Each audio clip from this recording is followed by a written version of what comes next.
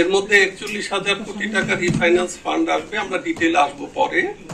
আর 19,000 কোটি টাকা আসবে বাংলাদেশ ব্যাংক থেকে। এর মধ্যে অলরেডি আমাদের এখানে বেশ কিছু ফাইন্যান্স অলরেডি হয়ে গেছে, বাকিটা আমরা ডিটেইল আসবো। আমরা আশা করছি এর মাধ্যমে 25 লাখের বেশি কর্মসংস্থান হবে, যদি এটি সম্পূর্ণ আমরা সঠিক জায়গায় পূর্ণাঙ্গভাবে ক্রেডিটটা কাজ করে। আমরা যদি দেখি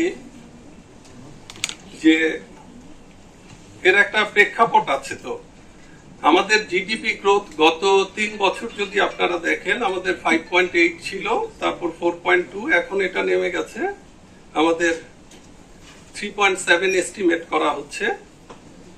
আমাদের কিছু ইন্ডাস্ট্রিয়াল ডিসরাপশন হয়েছে, এর মধ্যে গার্মেন্টস অ্যান্ড টেক্সটাইলে, আমাদের স্টিল অ্যান্ড যেগুলো সিরামিক্সে, ইনফরমেশন টেকনোলজিতে এবং অন্যান্য সার্বিকভাবে ম্যানুফ্যাকচারিং সেক্টরে পুরাটাই হয়েছে।